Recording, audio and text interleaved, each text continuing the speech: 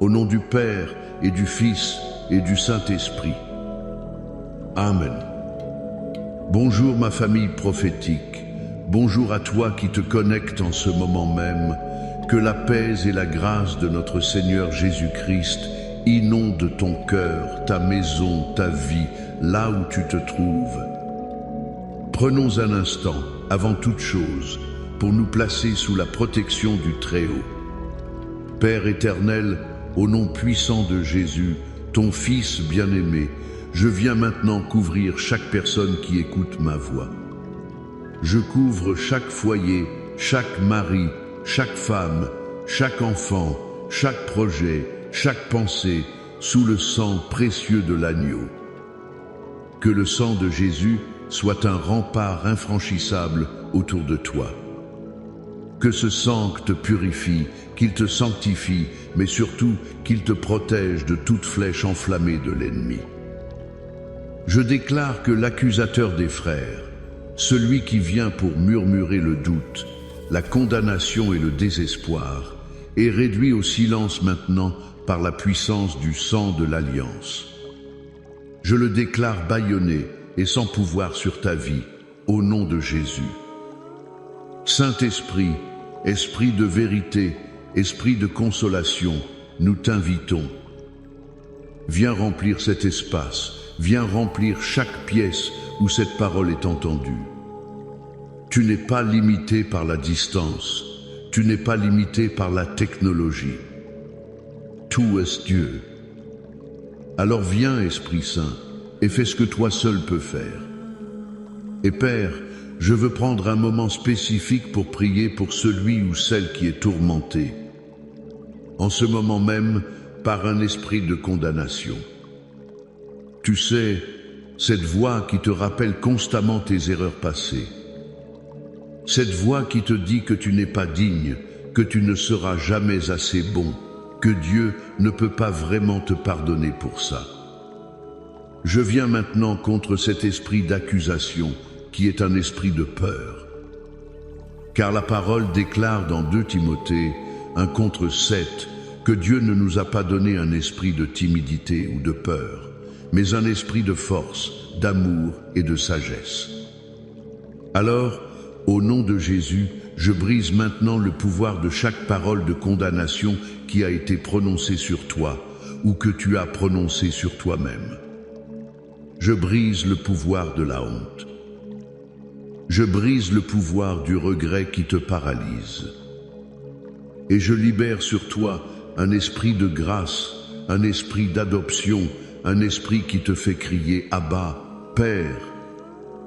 Reçois ta liberté maintenant, au nom puissant de Jésus. Et sois-le. Avant que nous n'allions plus loin dans la parole et la prière, fais-moi une faveur, famille. Je crois que ce message va libérer quelqu'un aujourd'hui. Alors, si tu es béni, écris Amen dans les commentaires pour que je sache que tu es avec moi. Laisse un like sur cette vidéo. C'est comme lever la main pour dire Jésus, je suis présent. Abonne-toi à cette chaîne pour ne manquer aucun de nos rendez-vous avec le ciel, pour continuer de grandir ensemble comme une famille prophétique. Et je te demande de faire une chose prophétique. Partage cette vidéo avec 7 personnes. 7, le chiffre de la perfection divine. 7 personnes dans ton entourage qui ont besoin d'entendre qu'elles peuvent être libres, pardonnées et protégées. Et écoute-moi bien, reste jusqu'à la toute fin, car à la fin de ce temps, je vais prendre un moment de prière très spécifique et intense pour toute personne qui lutte pour se pardonner à elle-même. Si c'est ton cas, sache que Dieu a un rendez-vous avec toi aujourd'hui. Le thème que le Seigneur a mis sur mon cœur aujourd'hui est puissant et peut être surprenant. Prière du psaume 91 pour recevoir la grâce du pardon. Tu te dis peu, être pasteur. Le psaume 91, c'est le psaume de la protection, du refuge, de la délivrance du danger. Quel est le rapport avec le pardon? Et c'est là toute la beauté et la profondeur de la parole de Dieu. La parole est vivante et elle nous parle de manière nouvelles et profonde quand le Saint-Esprit l'illumine. Je veux te montrer aujourd'hui comment l'abri de protection du psaume 91 est l'endroit même où la grâce du pardon peut enfin éclore et te transformer. Notre premier point est celui-ci. L'abri du Très-Haut est le seul lieu de sécurité où tu peux vraiment confesser et être vulnérable. Écoute ce que dit le psaume 91, versets 1 à 4. « Celui qui demeure sous l'abri du Très-Haut repose à l'ombre du Tout-Puissant. Je dis à l'Éternel, mon refuge et ma forteresse, mon Dieu en qui je me confie, car c'est lui qui te délivre du filet de l'oiseleur, de la peste et de ses ravages. Il te couvrira de ses plumes et tu trouveras un refuge sous ses ailes. Sa fidélité est un bouclier et une cuirasse. » Réfléchis un instant. Pourquoi est-ce si difficile de demander pardon? Pourquoi est-ce si difficile d'admettre nos torts, même devant Dieu? C'est à cause de la peur. La peur du jugement, la peur du rejet, la peur d'être exposé, la peur de la punition. L'ennemi, l'accusateur, adore te maintenir dans un état de peur. Il se tient là, pointant le doigt, disant « Si tu avoues ça, tu es fini.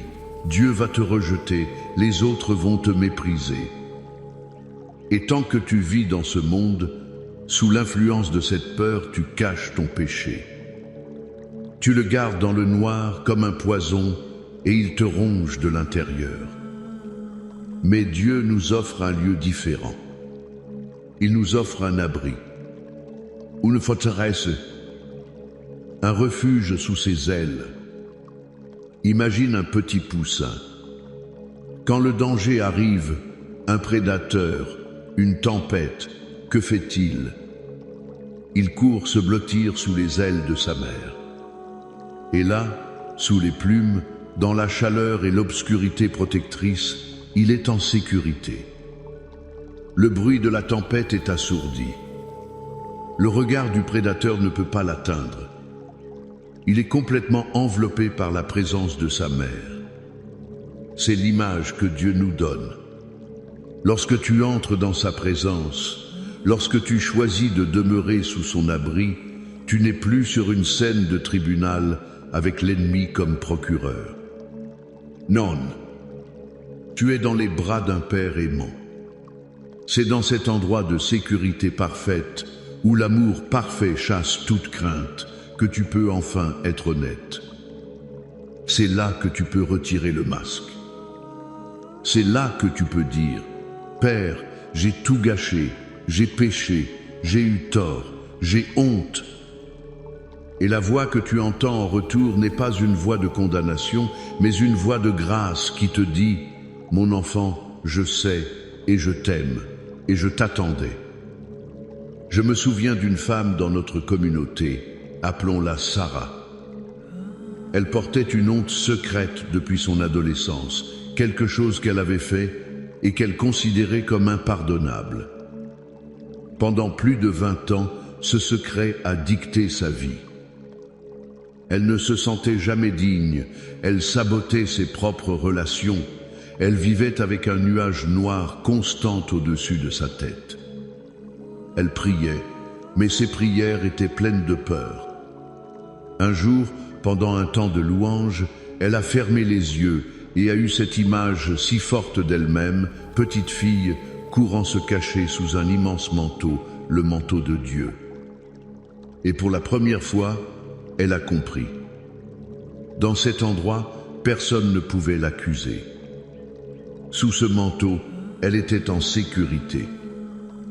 Et là, en larmes, elle a tout confessé à son Père céleste. Ce n'était plus une confession pour éviter la punition, mais le cri d'un cœur qui voulait enfin être connu et aimé. Ce jour-là, la grâce du pardon a brisé 20 ans de chaînes. Mais cela n'a pu arriver que lorsqu'elle a d'abord trouvé refuge dans l'abri du Très-Haut. La protection précède la confession. La sécurité précède la guérison. Tu as besoin de savoir que tu es en sécurité avant de pouvoir montrer tes blessures. C'est ce que le psaume 91 t'en offre aujourd'hui. Cela nous amène à notre deuxième point. La grâce du pardon te délivre du filet de l'oiseleur. Le verset 3 dit « Car c'est lui qui te délivre du filet de l'oiseleur ». Nous pensons souvent que le filet de l'oiseleur, le piège de l'ennemi, ce sont des choses extérieures, une mauvaise affaire, une tentation, une maladie. Et c'est vrai. Mais je crois que l'un des pièges les plus subtils et les plus mortels de l'ennemi, c'est le piège de l'autocondamnation et du manque de pardon. C'est un filet tissé avec les fils de ta propre culpabilité, de ta honte et de tes regrets. L'ennemi te lance un appât, la tentation, et une fois que tu as mordu et péché, il ne se contente pas de t'accuser. Il resserre le filet autour de toi en te murmurant « Tu vois, tu es prisonnier. Tu ne pourras jamais t'en sortir. C'est ce que tu es maintenant, un menteur, un adultère, un égoïste, un échec. » Ce filet t'isole, te paralyse et t'empêche d'avancer. Comment Dieu te délivre-t-il de ce filet? Par la grâce du pardon. La Bible dit dans 1 Jean 1:9, un verset que tu dois graver dans ton cœur. Si nous confessons nos péchés, il est fidèle et juste pour nous les pardonner et pour nous purifier de toute iniquité. Remarque bien ces mots, fidèle et juste. Ce n'est pas seulement parce qu'il est miséricordieux qu'il te pardonne. Il le fait parce qu'il est juste. Pourquoi? Parce que la dette de ton péché a déjà été payée par le sang de Jésus à la croix. Quand tu confesses ton péché et que tu acceptes le pardon, tu ne demandes pas une faveur. Tu entres dans une transaction légale déjà accomplie. Tu dis « Père, je reconnais ma faute et j'applique le paiement parfait que Jésus a fait pour moi sur cette faute. » À cet instant précis, Dieu, en tant que juge juste, déclare « Dette annulée, casier judiciaire effacé ». Et au moment où ce verdict divin est rendu, le filet de l'oiseleur se déchire. Les fils de la culpabilité et de la honte se brisent. Tu es libre. Regarde la vie de l'apôtre Pierre. Après avoir renié Jésus 3 fois, peux-tu imaginer le filet dans lequel il se trouvait? Le filet de la honte, du remords, du sentiment d'être un lâche. Il était si pris au piège qu'il a dit « Je retourne pécher ». Il retournait à son ancienne vie. Il était pris. Mais Jésus est venu le chercher. Sur le bord du lac, Jésus ne lui a pas fait de reproche. Il ne l'a pas humilié. Il a simplement déchiré le filet en lui posant 3 fois une question d'amour. « Pierre, m'aimes-tu » Et à chaque oui de Pierre, c'était un fil du filet qui se brisait. Jésus ne lui a pas demandé « Regrettes-tu » Il lui a demandé « M'aimes-tu » Il l'a reconnecté à l'amour, pas à la faute. Et après l'avoir libéré du filet, il lui a donné une nouvelle mission, paie mes brebis. Le pardon de Dieu ne fait pas que t'essuyer l'ardoise. Il te délivre du piège de ton passé pour te propulser dans ta destinée. Ce que l'ennemi voulait utiliser pour te paralyser, Dieu l'utilise pour te qualifier. Ta plus grande honte peut devenir la source de ta plus grande compassion pour les autres. Ta plus grande chute peut devenir le témoignage de sa plus grande grâce. C'est ça, la délivrance du filet de l'oiseleur. Aujourd'hui, je te le dis, au nom de Jésus, tu n'as plus à rester dans ce filet. Le prix a été payé. Les mailles sont rompues. Sors de là au nom de Jésus. Maintenant, avec cette révélation dans nos cœurs, je veux que nous recevions la puissance brute de la parole de Dieu. Je vais lire l'intégralité du psaume 91 sur ta vie. Ne l'écoute pas seulement d'avec tes oreilles, reçois-le dans ton esprit. Chaque mot est une promesse pour toi. Chaque verset est une arme pour toi. Celui qui demeure sous l'abri du Très-Haut repose à l'ombre du Tout-Puissant. Je dis à l'Éternel, mon refuge et ma forteresse, mon Dieu en qui je me confie, car c'est lui qui te délivre du filet de l'oiseleur, de la peste et de ses ravages. Il te couvrira de ses plumes et tu trouveras un refuge sous ses ailes. Sa fidélité est un bouclier et une cuirasse. Tu ne craindras ni les terreurs de la nuit, ni la flèche qui vole de jour, ni la peste qui marche dans les ténèbres, ni la contagion qui frappe en plein midi. Que 1000 tombent à ton côté et 10 000 à ta droite, tu ne seras pas atteint. De tes yeux seulement tu regarderas et tu verras la rétribution des méchants. Car tu es mon refuge, ô Éternel, tu fais du Très-Haut ta retraite. Aucun malheur ne t'arrivera, aucun fléau n'approchera de ta tente. Car il ordonnera à ses anges de te garder dans toutes tes voies. Ils te porteront sur les mains, de peur que ton pied ne heurte contre une pierre.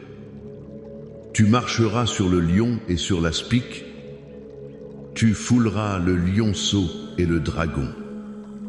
Puisqu'il m'aime, je le délivrerai. Je le protégerai, puisqu'il connaît mon nom. Il m'invoquera et je lui répondrai. Je serai avec lui dans la détresse. Je le délivrerai et je le glorifierai. Je le rassasierai de longs jours et je lui ferai voir mon salut. Amen. Amen. Père, sur la base de cette parole vivante et éternelle, nous venons maintenant à ton trône de grâce. Je prie maintenant pour chaque personne qui a écouté. Seigneur, pour celui ou celle qui vit dans la peur constante d'être jugé, d'être exposé, je te demande maintenant, Père, de manifester ton abri. Crée autour de lui, autour d'elle, une bulle de ta présence, une forteresse de ton amour si tangible, si réelle, qu'il ou elle puisse enfin respirer et trouver le courage de tout déposer à tes pieds. Fais taire la voix de l'accusateur et amplifie la douce voix de ton esprit qui dit « Viens mon enfant, tout va bien ». Et maintenant, Père, comme je l'ai promis, je veux prier spécifiquement pour mon frère, ma sœur, qui est esclave de son propre passé, emprisonné par l'incapacité de se pardonner. Toi qui m'écoutes, je parle directement à ton cœur. Cette relecture constante de tes erreurs dans ta tête, cette honte qui te brûle quand tu es seul, ce sentiment de dégoût envers toi-même, ce n'est pas la voix de Dieu. C'est la chaîne du filet de l'oiseleur. Et aujourd'hui, cette chaîne se brise. Au nom de Jésus-Christ, qui a payé le prix, je parle à cet esprit d'autocondamnation et je lui ordonne de te lâcher. Lâche son esprit. Lâche ses émotions. Lâche ses nuts. Je déclare que le sang de Jésus a plus de pouvoir que ta plus grande faute. Je déclare que la grâce de Dieu est plus grande que ta plus grande honte. Reçois maintenant la capacité de te voir comme Dieu te voit. Non pas à travers le filtre sale de ton erreur, mais à travers le filtre purifiant du sang de Jésus. Dieu ne se souvient plus de ta faute. Qui es-tu pour la lui rappeler? Lâche-la. Lâche ce fardeau, il n'est pas à toi. Dépose-le au pied de la croix et reçois le pardon de ton Père. Et maintenant, fais un pas de foi et accorde-toi ce même pardon. Dis-le à voix haute, là où tu es, au nom de Jésus, je me pardonne. Répète-le, je me pardonne. Sens les chaînes tombées. Sens le poids se lever de tes épaules. Tu es libre. Tu es une nouvelle création en Christ. Les choses anciennes sont passées. Voici, toutes choses sont devenues nouvelles. Et nous étendons cette prière, Seigneur, pour les familles. Père, je brise maintenant le pouvoir des erreurs passées qui empoisonnent les mariages. Là où le manque de pardon a construit des murs de silence et de ressentiment, je commande à ces murs de s'effondrer au nom de Jésus. Que la grâce du pardon guérisse les blessures les plus profondes entre époux. Je prie pour les enfants qui grandissent avec un sentiment de honte ou d'indignité à cause de leurs erreurs. Révèle-leur leur véritable identité en Christ, qu'ils sont tes enfants bien-aimés, parfaitement et totalement acceptés. Pour les finances, je brise les cycles de pauvreté et de manque qui sont liés à la culpabilité de mauvaises décisions financières passées. Pardonne-leur, Père, et restaure-les. Libère la sagesse et la faveur pour un nouveau départ financier. Qu'ils comprennent que leur valeur n'est pas dans leur compte en banque, mais dans le prix que tu as payé pour eux. Pour la santé, je prie contre toute maladie, tout tourment physique et mental qui trouve sa racine dans le stress, la culpabilité et le manque de pardon. Je libère la guérison de Dieu. Le psaume 103 dit que tu es celui qui pardonne toutes nos iniquités et qui guérit toutes nos maladies. L'un est lié à l'autre. Reçois ta guérison en même temps que tu reçois ton pardon. Et dans la guerre spirituelle, nous nous levons maintenant. Fortifiés par la grâce du pardon, nos péchés étant couverts, l'ennemi n'a plus de prise légale sur nous. Je déclare que toute porte que ton péché avait ouverte à l'ennemi est maintenant fermée, scellée par le sang de Jésus. Toute accusation qu'il présentait contre toi au ciel est réduite à néant par l'avocat parfait, Jésus-Christ. Tu es libre. Tu es protégé. Tu es pardonné. Marche la tête haute, non pas par arrogance, mais par l'assurance que tu es un enfant du roi, racheté, purifié et destiné à la victoire. Et maintenant, reçois cette bénédiction finale sur ta vie et ta maison. Que l'Éternel te bénisse et qu'il te garde. Que l'Éternel fasse luire sa face sur toi et qu'il t'accorde sa grâce. Que l'Éternel tourne sa face vers toi et qu'il te donne la paix. La paix qui vient du pardon total. La paix qui vient de la protection divine. La paix qui surpasse toute intelligence. Au nom du Père et du Fils et du Saint-Esprit. Amen et Amen. Sois béni, famille prophétique. Marche dans ta nouvelle liberté.